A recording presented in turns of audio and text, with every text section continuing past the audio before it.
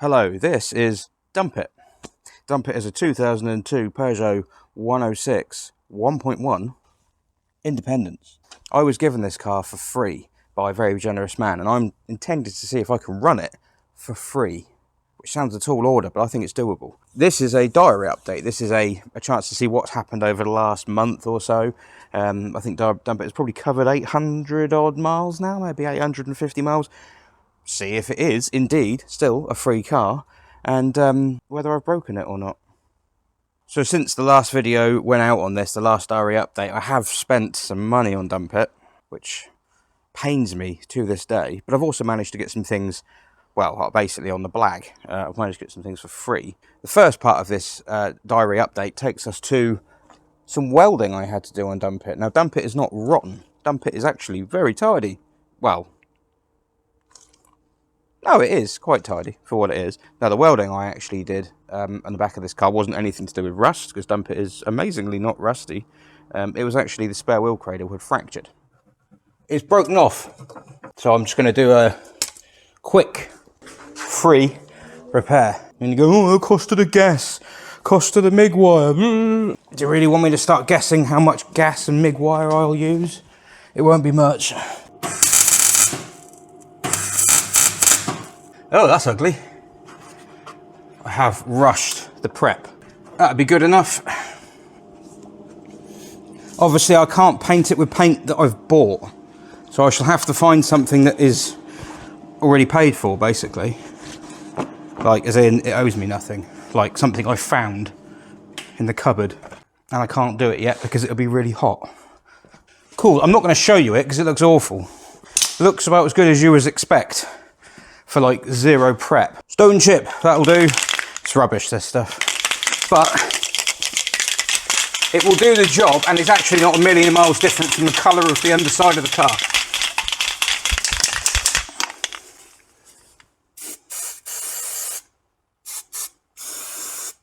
Oh, yes. And the most important part of all, I need to get my gloves. Safety first.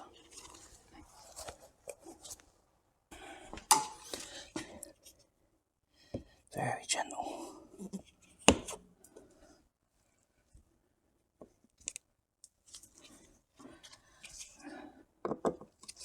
I've disconnected the battery just in case.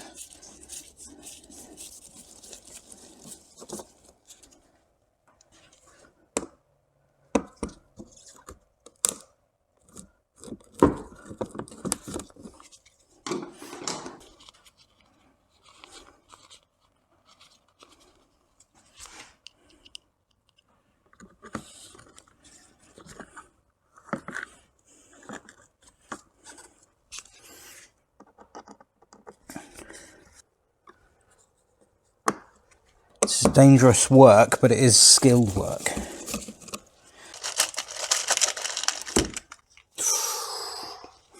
Imagine if my hand had been under that.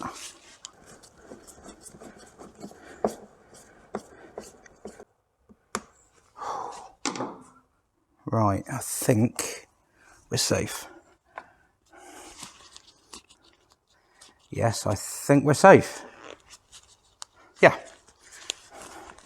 Whew. I tell you what, I am the adrenaline is just pumping at the moment. Right. That was tough. Yeah. This car's supposed to be easy. That is yeah, I'm gonna go and sit down. At the end of the video, I'll be doing a little rundown of all the costs and things so we can see how things played out from last time. If you look at the end of the last video, there was a rundown on the costs, so we can see what Dumpit was costing per mile. And my aim is to keep this car under 40p a mile, which I think is kind of like what the cheapest brand new car you could possibly run would cost. I don't know for sure, but I'm going to find out soon enough, hopefully. And that's before you take into account any money that Dumpit has earned on YouTube. How much revenue, how much money has this car made with its Dumpit videos? There have been 3 of them. So we'll find out at the end just kind of where Dumpit sits at the moment, whether this is worth it or not, basically. Of course it's worth it. Ooh. Tinny. Now, one thing Dumpit could never have been said it was blessed with when I got it was banging in-car entertainment, banging tunes, because it had none.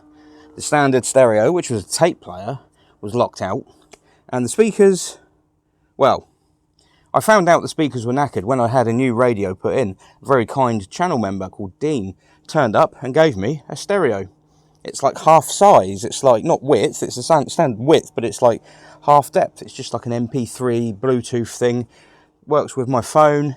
Okay, it was probably a £5 off Wish, but it works. It's actually quite modern. Perfect. Thank you very much, Dean. The stereo does have a message for me every time I get in the car. I don't know if it's a sign of some sort.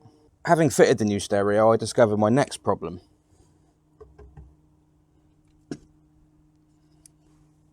Absolutely knackered. Standard speakers, plastic-bodied speakers, with a magnet on the back. Well, the ones that have gone in are like that. But yeah, that's one of the standard speakers, and it is absolutely toast. So yeah, I've managed to get some new speakers out of, well, they're not new, but they're free. I managed to get some free speakers out of the Saxo I bought for my kids, because they're going to use it as a track car. I figured they don't need the stereo anymore. I don't actually think they take the stereo out of that car, but I did take the speakers out of it. So it's got infinity speakers in the doors now, Dumpit, and it is sweet. I can't demonstrate it because of copyright. Don't need that now either.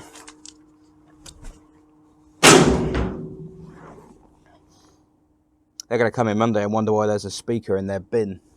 Another win for Dumpit was the rolling road session, and that's been a double win because that has earned a lot of money for Dumpit. Well, I say a lot of money. It's not a lot of money, is it? In fact, let me run the numbers. The total YouTube revenue for, of course, 3 videos for Dumpit has been £274.97. So,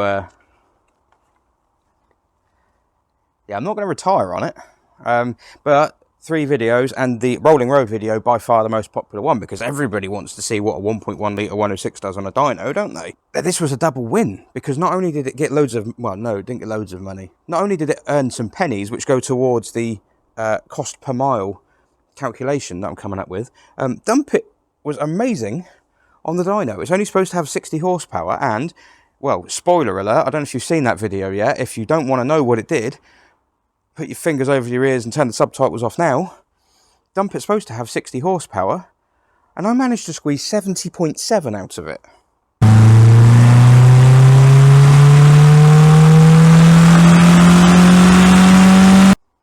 By taking off a little pipe that it's got, and I'm going to come up with something there, obviously free of charge, to replace that pipe with.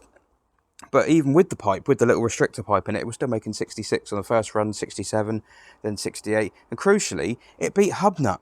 It beat Hubnut. It beat his GSA, which he doesn't even own anymore, but he did, so I have to beat it. And that car is supposed to have 65 horsepower. And this is only supposed to have 60. And it beat it by 15 horsepower nearly. I mean, what? Everyone says the world is going like to hell in a handcart, but yeah, there are some good bits, aren't there? Dumpit also made a friend. Dumpit went to Bedford. We took Dumpit on a day out, a grand day out, and it went to Bedford. And it turned out for no reason, because we were going to buy another car. We did buy another car, but not the one we went to Bedford to see, because it was an absolute wreck. We bought one that was still a bit of a wreck, but not quite as bad, and it was cheaper, and that was in Worthing. So Dumpit got to go from Fareham, which is here, up to Bedford, which is here, and then back down to Worthing, which is here, and then back to Fareham. So it did a triangle. It's a triangle day out for Dumpit.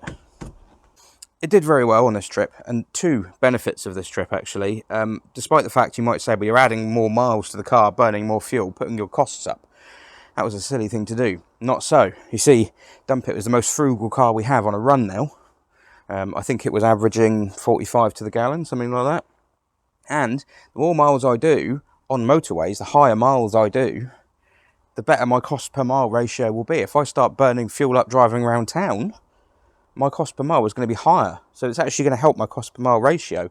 If it's going to do the miles regardless, do them on a long trip. The other thing we did is on the way back from there, we had to go to Uxbridge. And I nearly got into a fight with the traffic warden, which was not ideal. But we went to Uxbridge, to stop and see. Have I got it? Have I got it? I think I have.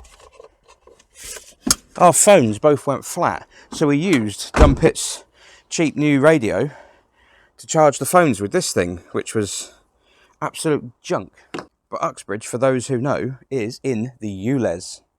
Ooh, naughty words, ULEZ. Dumpit is ULEZ compliant. We went along, we found where the pound shop was, and we went, oh, we're going to have to park over here, because it was right on the boundary, and then walk across the road and get to this pound shop, and Dumpit will have to wait outside the ULEZ. And we thought, well, just check the reg on the way in. Dumpit is ULEZ compliant. I drove straight in. Great, I had no idea. Well, I had some idea, because this is a Euro 3 spec. So an earlier 106, before 2000, 2001, I think that would have been Euro 2 and wouldn't have been compliant. So if you've got a 106 and you're going to go and try driving to ULEZ to see if you get fined or not, don't come to me. Check your car first. But this one, ULEZ compliant, happy days. If it was a diesel, one of the ones that everyone says does million miles of the gallon and everything like that, it wouldn't have been. So I've saved whatever the ULEZ charge was, or saved having to walk through Uxbridge, which is not really something anyone wants to do. And the traffic warden, not bad. However, it wasn't all good, as you can see. Not enough space in Dumpit to put two Welding gas tanks in the boot, so I had to fold the seats down. One of them was big, and it rolled off the seat, and it had oil on the bottom. Absolutely fuming. However bad that seems on the back seat, and I am raging about it, I have had some good news. You're looking at this wheel going, that's the Superleggera version of Dumpit. What's happened? What's the score? Well, I'll tell you what the score is. On the way back from getting those welding bottles that I got, to the ones that I used to ruin the seat, I was driving back from Portsmouth, where I got them, and I went drive Dumpit with a little bit of gusto because it's fun, but I was doing the motoring equivalent of laying down some Phat beatz on the M275. There's a big swooping junction, and well, it says the maximum speed on it is 50, and for some reason that morning I thought, I swear I can beat that. It's a feeble challenge. Actually, it's not. 50's quite quick around there. So I'm driving around there, think nothing of it. It's a little bit three-wheeled, a little bit like that. There's no one else around, it's fine. Driving back through here, when I got back to here 10 minutes later, and I'm hearing a noise from Dumpit. I'm hearing a bop, bop, bop, bop, bop, bop, bop, bop noise, and I thought, oh no, what have I done? That's annoying. Parked it up. Had happened to use other cars, didn't really use it for a couple of days, and then my wife brought it back, and it was, sure enough, she got out of it and said, God, it's making a noise, isn't it? And then I drove it into work the next day, and the noise was worse, and I thought, oh, nuts. And it sounded like a CV joint, and I thought, I really killed a CV joint going around this curve. I would say Curva Grande, it's not, it's more like Curva Council. One of the CV joints, or one of the drive shafts, because you don't buy CV joints on their own on these cars, you buy drive shafts complete. One of them, it looks old, and the other one is a cheapy aftermarket one from a Factors. So I thought, and the previous owner said he thinks one of them is a little bit iffy, but damn, that's going to really screw up my my calculations. So the other day, I stopped using Dumpit because I thought I don't want it to break. I think one of my kids came down to work with me. We went home. It was squeaking, driving in a straight line under load. The knocks were getting worse, and I thought, okay. Yeah, I'm just going to park it up. So I parked it up, thought nothing of it. I think, right, I'm going to have to order some drive shafts. So I've ordered some drive shafts, which has completely ballsed my total up. But I then went to use Dumpit once, just to drive to a shop up the road to get some milk. I thought, I'd drive to the shop, get some milk, come back. It's round the corner. I'm sure that CV joint will hang on. It sounded like it was this side. The newer one is on this side, so it didn't make much sense, but it sounded like it was on this side. And as I drove out the estate, I thought, well, that is getting pretty bad, that clonk. That's getting quite bad. Right, I think I might have found my Dumpit problem. My drive shaft issue. There is a way of fixing this on the side of the road. I didn't actually consider that it could be a little bit loose. So this isn't even a wheel that I've had off. I had the other side off, but not this one. And I've just ordered a pair of bloody drive shafts.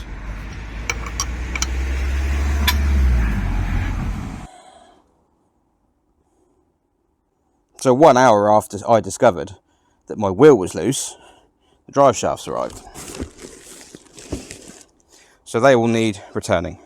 I was kind of like stuck in two minds. I thought, do I keep them? I'm going to need them at some point, surely, but that's £90. That's a lot on my table, my calculations. So I opened a return. I messaged the eBay seller. I said, I'm very sorry, my fault entirely. I've ordered them by mistake. So before anyone jumps in the chat and goes, oh, you're an idiot, why didn't you do your wheel up? I haven't undone that wheel. I haven't taken that wheel off. The only wheel I've ever taken off is that one. And that one's not loose. So, and why haven't I put the wheel trim back on yet? Because it's dirty, and I don't want to get dirty hands. I will do. Next time when I'm wearing gloves, I'll come out and put it on. But it kind of looks a little bit more careworn like this, and in a way, more characterful. So after discovering Dumpit was not broken, I've had a look at the numbers. So this is now 10th of August.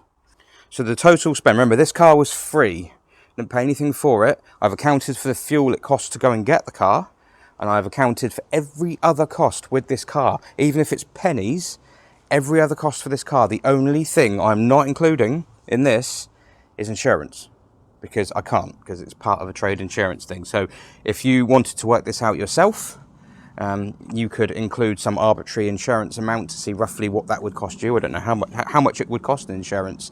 Varies from person to person, doesn't it? So the YouTube revenue, as I mentioned, for this car at the moment so far has been £274.97, and that's across 3 videos. That's not including this one. That's across 3 videos, so roughly 275 quid. How many hours of work have I put in to get that 275 quid? Well, I'm not accounting for that. That's my own time. Probably more than it should be, but I have spent on Dumpit all in, right up to today, everything, from collecting, from taxing, from fueling, from everything. Even if any bulbs have needed changing, which they haven't, but as an example, if they did, I've spent in total £320.63. £320.63 gives me a cost per mile at the moment of 37 pence. If I account for the YouTube incoming, so I subtract the YouTube incoming from my total expenditure, Dumpit has cost me 5p per mile, and that's over 800 and however many miles. I don't know what it is, 850 miles, something like that. However, because I'm not using these anymore, and I'm going to return them, by the time you see this video, Dumpit will not have cost me that. Because those are getting returned. And when I take those out of the equation, Dumpit owes me £230.66. Meaning Dumpit has earned me money so far. I've earned money from Dumpit. About 46 quid, 47 quid, 45 quid, around about 45 quid. That means that once the shafts are returned and I got my money back on those, Dumpit's cost per mile, including everything, has been 27 pence. 27 pence, excluding YouTube. So that's excluding the incomings. So Dumpit I have spent £230.66 once you take the drive shafts out of the equation, which is a cost per mile of 27p. And if you then add the YouTube incomings into that, which was more than £230.66p, it was £274.97p, Dumpit has earned me, on average, 5p per mile. That's pretty good, isn't it? That's pretty good. Now, it's not free money. If I think, oh, it's earning me 5p per mile. Jesus, get out and drive. You'll just earn money for free. No, it doesn't work like that. It's not how it's calculated. If I was to do tons more miles, I'd have to put in tons more fuel. And if I put in tons more fuel, I'll end up back in the red again. So it's just the balance. So I think that number there, I think it will go, hang on, it's a minus number at the moment. So I think it will go up. At the moment, it's minus 5p, so it's earning me 5p. I think it will go up. I think Dumpit, I'm hoping, including the YouTube incomings, will break even. That's my goal. So at the moment, Dumpit is in the green to the tune of 45 quid.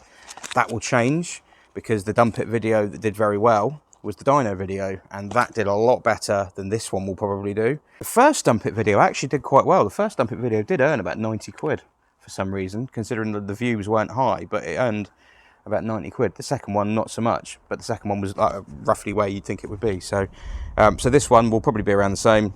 Yeah, so the videos that have happened on Dumpit before, unless I can go and do something else stupid in Dumpit to bring more money in, if I need to do any big repairs on Dumpit, I will think about trying to do something that will offset what I've had to do. Apparently it needs a cam belt. I don't know, I thought I would look through the history and saw it had been done in 2019, but I'll have to have another look. And if I have any big repairs coming up, I'll have to think of something to do that gets in the kind of views that the Rolling Road video did. So, answers on a postcard. What should we do with Dumpit? Go on a track? Do a track day in Dumpit? Would people watch that? Fire it off a cliff in a cannon? No. That would be counterproductive. Now, all those figures also include the road tax on this car. The road tax in this car, so far, I've been taxed. I've paid by monthly direct debit 3 times. It has come to a total of £55.17. So 3 months worth of tax on this is less than 1 month's worth of tax on a C6. It's also more than 1 year's worth of tax on Skit, this Daihatsu Sirion that this car went to pick up. And I'm pretty sure this is putting out less emissions than Skit at the moment. Pretty certain it is. That's an interesting one, the tax. This does include the tax, so it is paying for that, but doesn't make this a particularly cheap car to run. Mind you, tax bands are all going back up again, aren't they? So modern cars aren't quite as cheap to tax as they used to be, and this one perhaps not so far out of bed. My goal really is just to see whether you can run this car for the costs of a new car. You know, is it cheaper to buy a new car that's an economy car and run that on the cheap, or is it cheaper to get something very old like this, well, very old, but get something older like this and keep it going? I mean, to be fair, apart from the fact that I thought it was broken when it wasn't, Dumpit's been exemplary. It's only done 850 miles so far, granted, but yeah, it's been great. So there we are then. Dumpit, the update. Dumpit is currently, technically speaking, a free car to run as well.